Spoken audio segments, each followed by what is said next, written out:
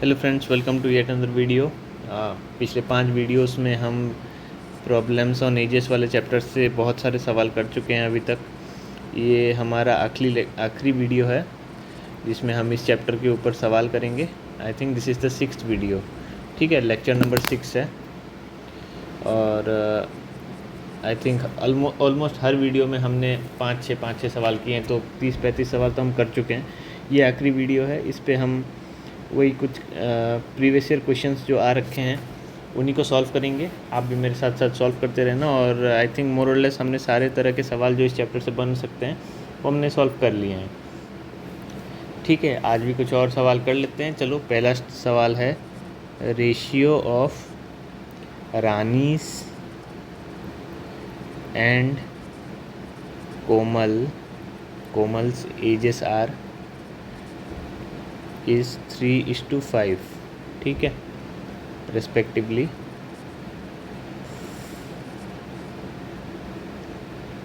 Ratio of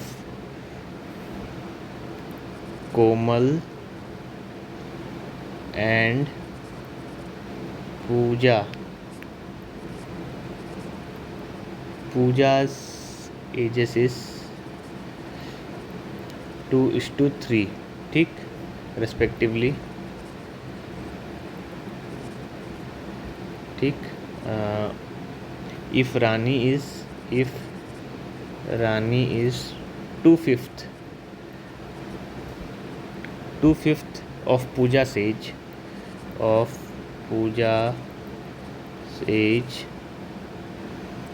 what is Rani's age? ठीक है, option भी दे रखा है 10, बी है 15, सी है 14, डी है कांट बी डिटरमाइंड और ऑप्शन ई है नन ऑफ दिस। ठीक, इजी क्वेश्चन है, एक बार करो, मैं करता हूँ इसको। कह रहा है रानी और कोमल से एज 3:5 रिस्पेक्टिवली। तो सबसे पहला रानी और कोमल के उम्र का जो रेशियो है वो 3:5 है, ठीक, respectively. Ratio of Komal and Pooja, देखो यहाँ पे रानी के एज को हम आर लेंगे, कोमल के एज को के लेंगे और पूजा के एज को पी लेंगे, ठीक। तो कह रहा है कोमल और पूजा का जो रेशियो है एज का वो 2:3 है रिस्पेक्टिवली। इफ़, तो इसको ना सबसे पहले तो सिंप्लीफाई कर दो, 5R = 3K और यहाँ पे हो जाएगा 3K = 2P, ठीक है। तो R को हम लिख सकते हैं ना 3K/5 और P को लिख सकते हैं 3K/2, ठीक। और एक इन्फॉर्मेशन दे रखा है, if Rani is 2/5 of Pooja's age. If Rani is 2/5 of Pooja's age, what is Rani's age? If Rani is 2/5 of Pooja's age मतलब 5R = 2P, ठीक है।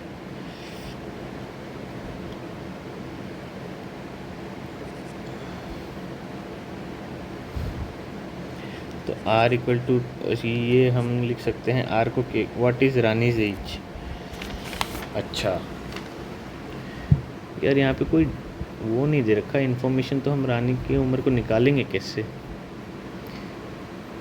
R को के टर्म्स में अगर मैं पुट करूँ तो 5R हो गया 3K/5 और P को के टर्म्स में लिखा 3K/2। तो ये कट जाएगा, ये कट जाएगा, 3K = 3K। मतलब देखो यहाँ पे ये पता चला ना कि हमें पूरा डेटा ही नहीं दे रखा है। मतलब मेरे हिसाब से जो आंसर आना चाहिए वो होगा can't be determined, this should be option D, ठीक है। तो आंसर आएगा ऑप्शन डी। और ये पूछा है आपके बैंक पीओ 2010 में, ठीक है। तो कई बार ऐसे भी होता है कि पूरा डेटा देता नहीं है। यहाँ पे उसने रेशियो वगैरह तो बता दिया, जो कि हमने कर दिया, ये तीनों हमने लिख दिया ये वाले, पर यार कुछ नंबर कुछ ये तो दे। वो तो कोई भी नंबर हो सकता है, कोई भी उम्र हो सकती है, तो ऐसे हम कैसे निकाल लें? ठीक है, तो ये पूरा डेटा दिया नहीं है तो कांट बी डिटरमाइंड, ओके। अगला सवाल है, Sonal is 40 years old and Nitya is 60 years old, ठीक, how many years ago was the ratio of their edges, how many years ago was the ratio of their edges 3:5। ठीक, option भी दे रखा है 5, 10, सी हो गया 20, डी हो गया 37, ई हो गया नन। ठीक, इसका सॉल्यूशन है, चलो आप खुद करो, उसके बाद मैं करूँगा इसको। ठीक, क्या कह रहा है, Sonal is 40 years old. Sonal की उम्र है 40 ईयर्स और नित्या की है 60। ठीक, अभी इनका रेशियो है S/N है 40/60, मतलब S/N इज़ 2/3। ठीक, how many years ago was the ratio of their edges 3:5। अच्छा, मतलब क्या है कि S, सपोज X ईयर्स पहले, तो S minus x by N minus x equal to 3:5।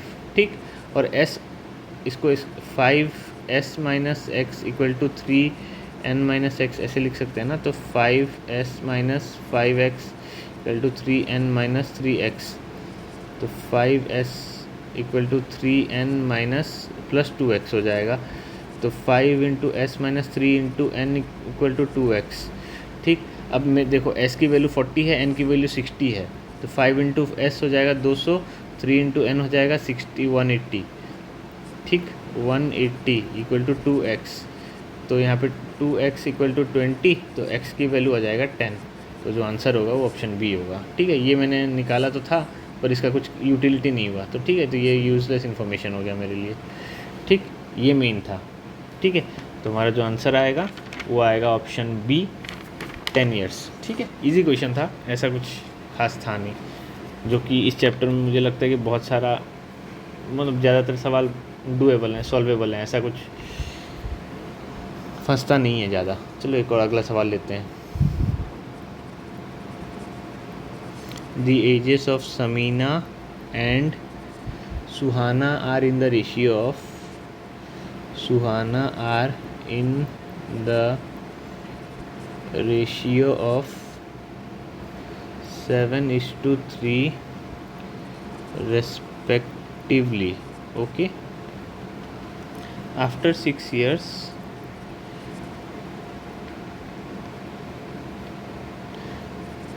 the ratio of their ages will be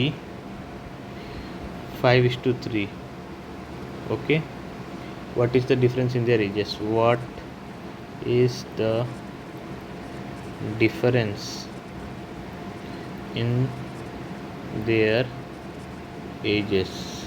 ठीक, option B दे रखा है 6, ऑप्शन बी दे रखा है 8, ऑप्शन सी दे रखा है 10, ऑप्शन डी दे रखा है 12, ऑप्शन ई दे रखा है नन ऑफ दिस। ठीक, चलो इसको सॉल्व करो। क्या कह रहा है, the ages of Samina and Suhana are in the ratio of 7:3। ठीक है, समीना और सुहाना के उम्र का जो रेशियो है वो है 7:3, मतलब 3 समीना इक्वल टू 7 सुहाना। अजीब सा इक्वेशन है, पर चलो कोई नहीं, ये इसको हम ना ए और बी ले लो। ठीक है, इसको, इसकी उम्र को ए ले लो, इसकी उम्र को बी ले लो, तो मैं इसको ऐसे लिख सकता हूँ ना, 3A इक्वल टू 7B। ठीक, और कह रहा है after 6 years the ratio of their ages will be 5:3। After 6 years it will be A plus 6 और B plus 6 equal to 5:3। 3A plus 18 equal to 5B plus 18, sorry 5B plus 30, तो 3A equal to 5B plus 12। ठीक, 3A की value 7B भी तो है, तो 7B equal to 5B plus 12, तो 2B equal to 12, तो B की वैल्यू हो जाएगी 6। ये हो गया मेरा पहला ऑब्जर्वेशन। मुझे पूछा क्या है, what is the difference in their edges. अच्छा, B की वैल्यू 6 है, तो A की वैल्यू हो जाएगी 7B/3, मतलब 7 इंटू 6, 42/3, 14 ईयर्स। ठीक है, 14, तो डिफरेंस इन देयर एजेस क्या हो गया, B माइनस A कर लो, जो कि आ रहा है 14 माइनस 6, ये और ये का डिफरेंस 8, तो जो मेरा ऑप्शन निकल के आया वो है ऑप्शन बी। ठीक है, ये है मेरा आंसर। और ये पूछा गया है आपसे कौन सा एग्ज़ाम है यार, बैंक पीओ, बैंक में बड़े पूछे जा रहे हैं। बैंक पीओ 2010 10 नहीं सॉरी 18, ठीक है। तो बैंक पीओ में पूछा गया है, प्रोविजनरी ऑफिसर। अगला सवाल है अपना,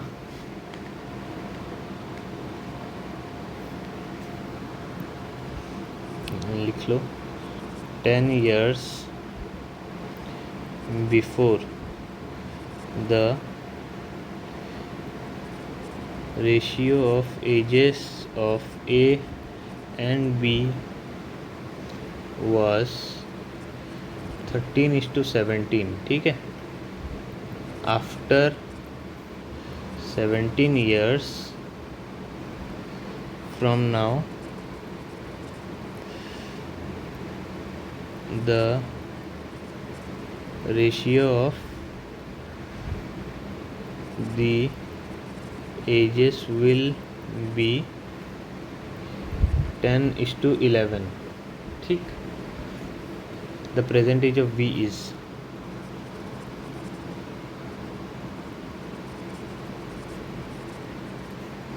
ऑप्शन ए है 23, ऑप्शन बी है 40, ऑप्शन सी है 27, ऑप्शन डी है 44, ठीक। चलो इसको सॉल्व करो। कह रहा है 10 years before the ratio of ages of A and B was 10। अभी सबसे पहले मान लो प्रेजेंट एज है ए और बी, ठीक है। 10 years बिफोर, तो ratio of ages was 10 years before, इसकी उम्र हो जाएगी a - 10 b - 10, ये हो जाएगा 13:17। तो इसको मैं लिख सकता हूँ 17a - 170 इक्वल टू 13b - 130। तो 17a इक्वल टू 13b + 40। अच्छा, after 17 years from now, 17 years from now, आज से 17 साल बाद, तो उम्र हो जाएगी a + 17 और इधर हो जाएगी b + 17, और ये रेशियो जो निकल के आएगी वो कह रहा है 10:11, मतलब 11a + 187 इक्वल टू 10b + 170। तो ये 11a इक्वल टू 10b - 17, ठीक है। तो इसको मैं यहाँ पे मैं इसको a इक्वल टू लिख सकता हूँ ना 13b + 14/17। इसको मैं यहाँ पे डाल देता हूँ 11 13b + 40/17 equal to 10b - 17, okay. तो ये निकल के आएगा 11 × 143, 143b + 40 × 11 इज़ 440। यहाँ पे आ जाएगा 170b + 289, प्लस नहीं होगा, ये माइनस होगा, ठीक। तो ये आ जाएगा 17, ये हो जाएगा तुम्हारा अपना होगा 27b, और यहाँ पे 440 + 289 9 8 12 कैरी 1 729। तो b की वैल्यू निकल के आएगी 27, ठीक है। 729/27, I think it's 27 only. So the answer will be option C, ठीक। कैलकुलेटिव थोड़ा सा था, 2 इक्वेशन सॉल्व करने थे, पर it is completely doable. I think 48 का आंसर जो निकल के आया है वो आया है सी। और ये एग्ज़ाम जिसमें ये पूछा गया है ये सवाल, वो है IPBBA 2020, ठीक। कितने सवाल हो गए, 1 2 3 4। चलो एक और सवाल करते हैं और इस चैप्टर को समाप्ति की ओर ले जाते हैं।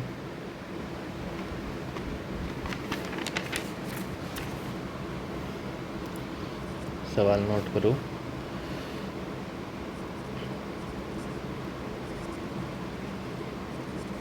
The difference between the ages of two men is 10 years, ठीक। 15 years ago the elder one was twice as old as the younger one, ठीक। The present age of the elder man is option A 25, option B 35, option C 45, option D 52, option E 55। ठीक है,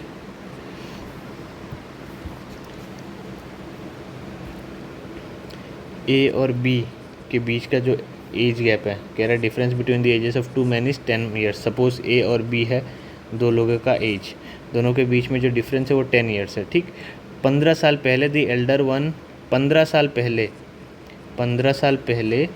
the Elder one, ये अगर today's condition, ठीक है, और 15 years back, तो ए की उम्र हो जाएगी A-15 और यंगर वन की हो जाएगी B-15, और ये कह रहा है 2 times the younger one. The present age of the elder man is, elder man मतलब कौन, ए की वैल्यू निकालनी है। ठीक, तो क्या है, अपने को इक्वेशन सॉल्व करना है, A = 10 + B कर सकते हैं ना,